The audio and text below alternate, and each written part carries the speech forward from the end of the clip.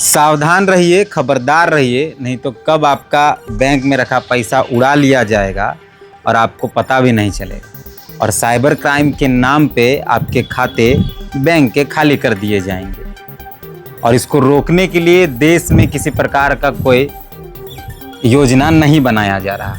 जिस तरीके से कोरोना के दौरान कोरोना जो संक्रमित लोग थे उनका आंकड़ा बढ़ रहा था तेज़ी से, वैसे ही भारत के अंदर साइबर क्राइम का आंकड़ा बढ़ता जा रहा है। अगर आंकड़ों की माने तो सिर्फ 2024 के अप्रैल महीने तक यानी 4 महीने तक पूरे भारत के अंदर 1750 करोड़ रुपए यानी 1750 करोड़ रुपए साइबर क्राइम के नाम पर गरीब आदमी, अमीर आदमी, सब टाइप के आदमी का पैसा साइबर ठगियों ने उड़ा लिया।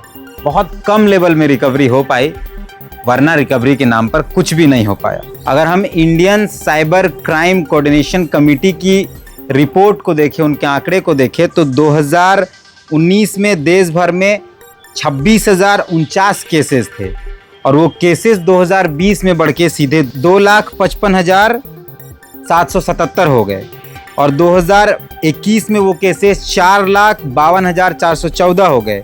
2022 में वो आंकड़े सीधे डबल 9,56,790 हो गए और 2023 में वो आंकड़े 15,56,215 हैं और 2024 के अप्रैल महीने तक 7,40,957 केसेस हैं।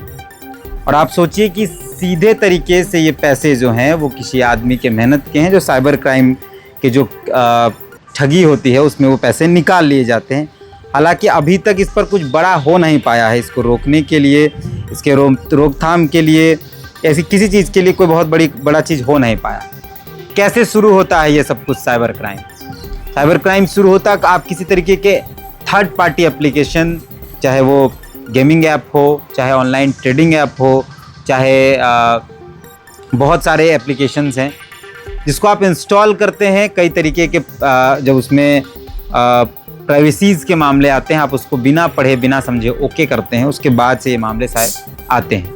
दूसरा बड़ा इशू है कि जब बार बार कहीं किसी का फ़ोन आता है और फ़ोन में OTP मांगा जाता है, ATM कार्ड का नंबर मांगा जाता है, तो कई बार लोग देख देते हैं। जामताड़ा एक फ़िल्म आई थी कैसे साइबर ठगी होती है, उसमें तमाम लोगों ने इस फिल्म के माध्यम से देखा है।